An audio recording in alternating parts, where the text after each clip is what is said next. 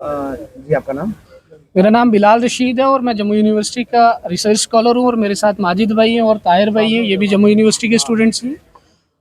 आज हमने मीडिया को जम्मू यूनिवर्सिटी में इनवाइट इसलिए किया था कि रजौरी में एक बडाल विलेज है, उसके अंदर में पिछले 45 दिनों में 15 मौतें हो गई हैं। उस पर बात करने के लिए पिछले 45 दिनों में इस तरह की अभी तक कोई बात नहीं आई। क्या हो रहा है, किस चीज़ पे पर्दा डाला जा रहा है।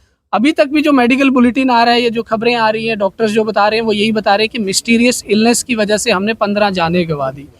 तो हम उस मिस्टीरियस जो वर्ड है, हम ये चाहते हैं, हम ये डिमांड रखते हैं आप प्रेस के माध्यम से कि उस मिस्टीरियस वर्ड से पर्दा उठाया जाए।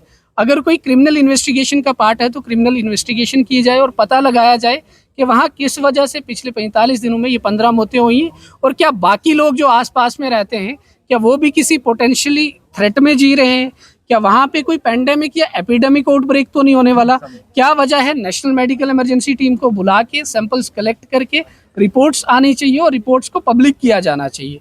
इस तरह से हम एक इतने बड़े देश में और जहाँ पे मेडिकल साइंस की इतनी एडवांसमेंट हो जाए, 45 डेज तक हम इस तरह से पर्दादारी नहीं देखना चाहते। जम्मू यूनिवर्सिटी के छात्र होते हुए, स्टूडेंट होते हुए, पढ़े लिखे नौजवान होते हुए हमारा ये फ़र्ज़ बनता है कि उन लोगों की आवाज़ बना जाए, उन लोगों के दर्द को सामने रखा जाए और एडमिनिस्ट्रेशन और सरकार से ये डिमांड की जाए कि कम से कम सामने आके इस बात से पर्दा उठाया जाए कि वो मिस्टीरियस वर्ड क्या है और क्यों अभी तक 15 जाने गंवाने के बाद भी जिस तरह से जो मेडिकल इमरजेंसी से देखा जाना चाहिए था उस तरह से अभी तक भी नहीं देखा जा रहा है इस केस को। अभी तक भी लोगों को ये बिल्कुल नॉर्मल इस चीज़ को कंसिडर किए जा रहे हैं। पूरे देश में आज HMPV के 15 से 17 केसेस डिटेक्ट हैं, लेकिन उस पर डिस्कशन हो रही है। कोरोना वायरस की वजह से जब 15 मौतें हुई थी पूरे देश में हाहाकार मची हुई थी। तो यहाँ क्या वजह है कि वो जानें इतनी सस्ती हैं कि उन पर कोई बात नहीं कर रहा। क्या वजह है कि उनकी उस परिवारों को कहीं रिलोकेट नहीं किया जा रहा।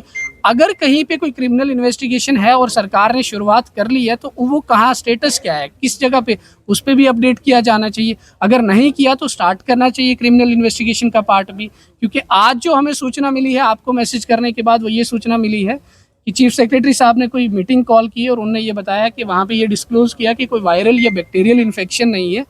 न्यूरोटॉक्सिन, इस जो डेथ्स ये सारी हुई हैं उन डेथ्स की कॉज की वजह जो है न्यूरोटॉक्सिन्स हो सकते हैं। तो न्यूरोटॉक्सिन्स का सोर्स क्या है ये भी सरकार को पता करना चाहिए, मेडिकल इमरजेंसी टीम को नियुक्त करके।